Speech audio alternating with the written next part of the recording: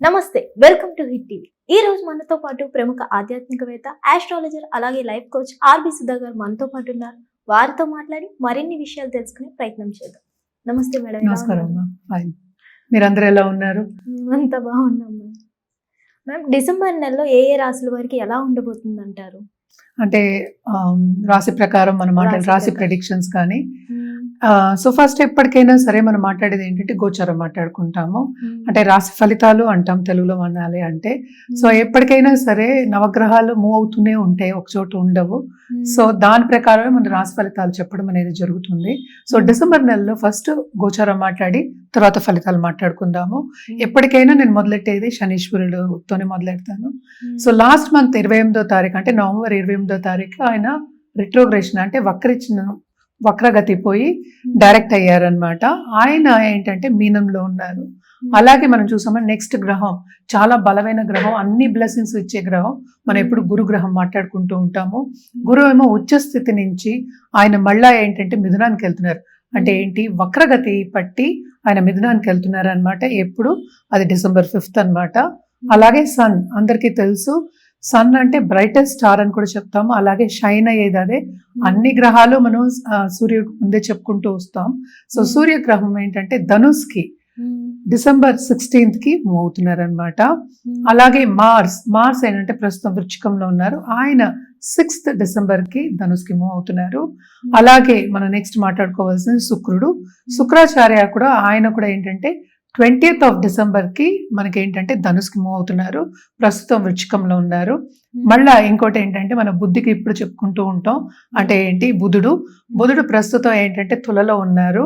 ఆయన ఏంటంటే 6th December కి వృశ్చికానికి వెళ్తున్నారు. అదొకటి కాకుండాను 29th December కి ఆయన ఏమో ధనుస్కి వెళ్తున్నారు. సో చాలా కూటమి అంటే 4 గ్రహాల కూటమి towards end of this month అంటే డిసెంబర్ నెలలో towards end of this month జరగబోతోంది. సో దాని ప్రకారం మనం చూసాము అంటే చాలా రాసుల వారికి ఎఫెక్ట్ అనేది ఉంటుందన్నమాట. అది నెగిటివ్ అవ్వచ్చు, అది పాజిటివ్ అవ్వచ్చు. మళ్ళీ మనం మాట్లాడుకోవాల్సింది రాహు ఏంటంటే కుంభంలో ఉన్నారు. కేతు ఏమో ప్రస్తుతం ఏంటంటే సింహంలో ఉన్నారు. సో ఇది గోచార రీత్యా ఈ డిసెంబర్లో ఉన్నదన్నమాట. అండ్ ఆల్సో మనం చెప్పవలసింది ఏంటంటే ఎప్పటికైనా మనం పరిహారాలు చెప్తూ ఉంటాం. ఏదైనా సరే ఎవరైనా మనకి ఎందుకు వస్తారు మన దగ్గరికి, పరిహారాల గురించే. సో పరిహారాలు చెప్పాలి అంటే మన కార్తీక మాసం కూడా ఇప్పుడు ఆల్మోస్ట్ కంప్లీట్ అయిపోయింది. సో మన కార్తీక మాసంలో కూడా రుద్రాక్ష ఇవ్వడం జరుగుతుంది, అలాగే జెమ్ స్టోన్స్ ఇవ్వడం జరుగుతుంది. అలాగే ఏంటంటే వాళ్ళ జాతక రీత్యా అంటే పూజలు కానీ లేకపోతే ఒక జపాలు కానీ లేకపోతే హోమాలు కానీ చేయమని చెప్పడం జరుగుతుంది. సో అందరికీ ఇంకోటి ఏంటంటే శనిగ్రహం చాలా ఇబ్బంది పెడతారు అనేది అందరికీ ఒక అపోహ అనొచ్చు, లేకపోతే అది కంప్లీట్గా ట్రూత్ కాదు. ఎందుకంటే ఏదైనా జాతక పరిశీలన చేయవలసిందే. సో శనిగ్రహం అంటే మనకి ఇప్పుడు ప్రస్తుతం మీనంలో ఉన్నారు. సో ఎవరెవరికి ఏలినట్స్ అని ఉందంటే మీనరాశి వాళ్ళకి, కుంభరాశి వాళ్ళకి, అలాగే ఏంటంటే మేషరాశి వాళ్ళకి అన్నమాట. అలాగే మనం చూసాము అంటే అష్టమ శని అంటే సింహరాశి వాళ్ళకి అష్టమ శని జరుగుతోంది, ధనుర్రాశి వాళ్ళకి అర్ధాష్టమ శని జరుగుతోంది. సో ఎందుకని ఇది మాట్లాడుకుంటున్నామంటే బికాజ్ శనిగ్రహం ఒక రాశిలోనే 2.5 ఏళ్ళు ఉంటుంది. అండ్ ఆల్సో కొంతవరకు ఇబ్బంది పెట్టడం అనేది జరుగుతుంది. దేంట్లో ఇబ్బంది పెట్టడం అంటే ఎక్కువ ఫైనాన్షియల్ మ్యాటర్స్, అలాగే ఏంటి కుటుంబ పరంగా అంటే రిలేషన్షిప్స్, ఇవన్నీ కొంతవరకు ప్రాబ్లమ్స్ వచ్చే ఛాన్సెస్ ఉంటాయి. సో అందుకనే శనిగ్రహం మీద ఎక్కువ కాన్సన్ట్రేట్ చేస్తూ ఉంటారు. కానీ ఏదైనప్పటికీను మనం పరిహారాలు ఫస్ట్ చేయాలి.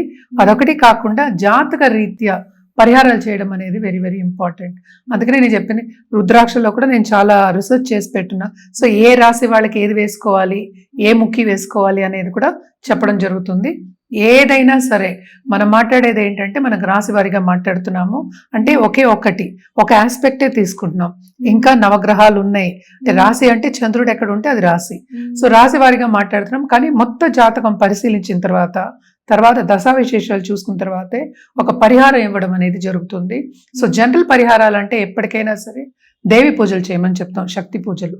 సో శక్తి లేకుండా ఏమీ లేదు. సో అన్నిటికీ మనకి శక్తి కావాలి కనుక తప్పక శక్తి పూజలు చేసేవాళ్ళు, అమ్మవారి పూజలు చేసేవాళ్ళు కంటిన్యూ చేయండి. అండ్ ఆల్సో ఎవరైనా స్టార్ట్ చేయాలనుకుంటే కూడా ఫస్ట్ లలితా సహస్రనామం రోజు పఠించడం, అట్లీస్ట్ ఒకసారి పఠించడం మొదలెడితే కనుక నెమ్మదిగా అదేంటంటే పాజిటివ్ దారిలో తీసుకెళ్తుంది అనమాట. ఈ డిసెంబర్ నెలలో వృశ్చిక రాశి వారికి ఎలా ఉండబోతుంది అంటారు? వృశ్చిక రాశి వాళ్ళకి కొంతవరకు మిశ్రమ ఫలితాలే మనం చెప్పుకోవాలి. కానీ ఏంటంటే ఫైనాన్షియల్ స్టెబిలిటీ అనేది బాగుంటుంది. ఎందుకంటే ఈ రాశికి అధిపతి 2వ ఇంటికి వెళ్తున్నారు. అలాగే మనం చూసాము అంటే 11th లార్డ్ కూడా వచ్చే ఛాన్సెస్ అంటే కూడా వస్తున్నారు అనమాట. ఈ రాశిలో ఉంటున్నారు.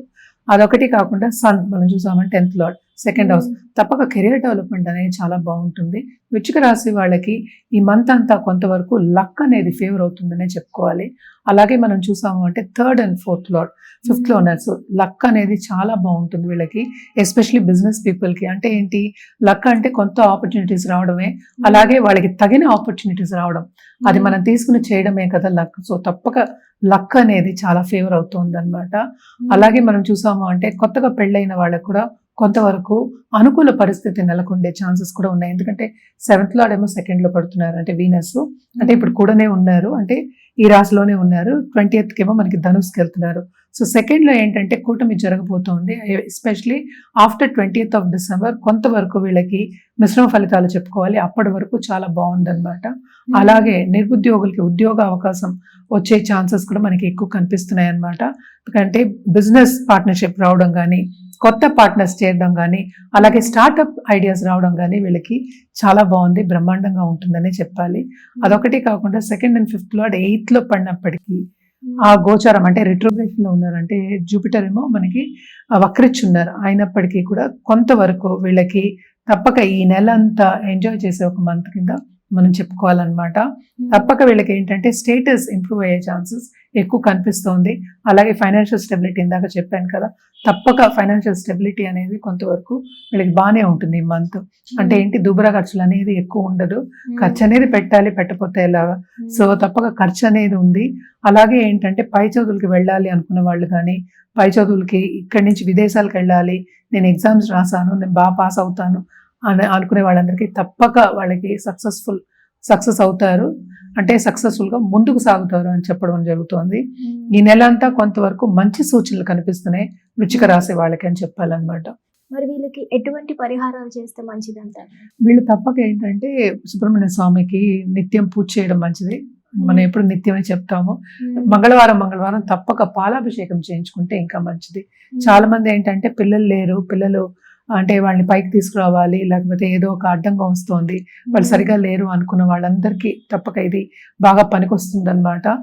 పాలాభిషేకం కార్తికేయ స్వామికి లేకపోతే సుబ్రహ్మణ్య స్వామికి తప్పక చేయించండి, చాలా మంచిది. అది లేని పక్షాన్ని దేవి పూజలు చేసే వాళ్ళందరూ దుర్గాదేవికి మంగళవారం తప్పక ఎర్ర పువ్వులతో పూజ చేయడం అనేది చాలా మంచిది అనమాట.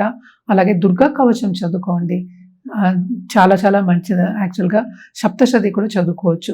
ఎవరి పరిస్థితిని బట్టి వాళ్ళు చేసుకోవడం అనేది మంచిది. కానీ మంగళవారం మాత్రం నిత్యం, నేను ఎప్పుడు దీపం పెట్టుకోమని నిత్యమే చెప్తాను. మంగళవారం ప్రత్యేకం ఒక ఆవు నెయ్యితోటి దీపం పెట్టుకోవడం, ఎస్పెషలీ దేవి దగ్గర పెట్టుకోవడం అనేది మంచిది అనమాట. అదొకటి కాకుండా ఎర్ర పువ్వులతో, నేను చెప్పాను కదా, ఎర్ర పువ్వులతో పూజ చేయడం మంచిది. ఒక్కటి పెట్టుకోండి మంచిది. మన హైబిస్కస్ అనే పెట్టుకోవచ్చు, అలాగే తామర పువ్వులైనా పెట్టుకుని పూజ చేయొచ్చు అనమాట. అంటే మందారం కూడా నేను చెప్తున్నాను. సో ఇవన్నీ పెట్టుకొని చేసుకోవడం అనేది చాలా మంచిది. మరి వీళ్ళు ఎటువంటి రుద్రాక్ష ధరిస్తే మంచిది? వీళ్ళు తప్పక ఏంటంటే చతుర్ముఖి ధరించవచ్చు. అదొకటి కాకుండాను ఏకాదశ అంటే 11 ముఖీస్ ఉంటాయి అన్నమాట. ఆ రుద్రాక్ష ధరించడం చాలా చాలా మంచిది అనమాట. ఏదైనప్పటికీ జాతక రీత్యానే ఎక్కువ చెప్పడం అనేది జరుగుతుంది.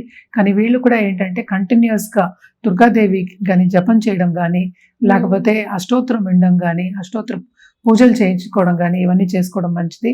రుద్రాక్ష కూడా మనం ఎప్పటికైనా సరే శక్తి పూజల దగ్గర అంటే పీఠం దగ్గర పెట్టడం కానీ, పూజల దగ్గర పెట్టి కానీ మనం ఇవ్వడం అనేది జరుగుతుందన్నమాట.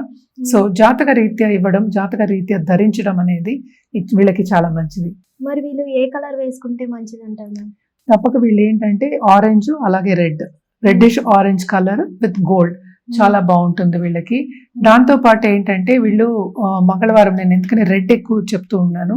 సో రెడ్, ఆరెంజ్ ఆ రోజు ఎస్పెషల్లీ మంగళవారం వేసుకోవడం ఇంకా మంచిది. అంటే పట్టు చీరలన్నీ మనకి రెడ్, గోల్డ్ అదే ఉంటుంది. సో దాంట్లో మళ్ళీ ఏంటంటే little bit of green, light green add చేసుకోవడం చాలా మంచిది అనమాట.